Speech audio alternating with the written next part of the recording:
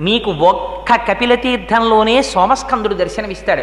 సా ఉమా స్కంధ ఒకే పీఠం మీద పరమేశ్వరుడు కూర్చుంటాడు, పార్వతీదేవి కూర్చుంటుంది. ఇంత బ్రహ్మణ్య జ్ఞానము కలిగినటువంటి సుబ్రహ్మణ్యుడు ఆడుకుంటూ పిల్లవాడిలా కాళ్ళు చేతులు పైకెత్తి ఆడుకుంటూ కనపడతాడు. ఒక పీఠం మీద ఉంటారు. అలా ఉంటే దాన్ని సోమస్కంధమూర్తి అంటారు.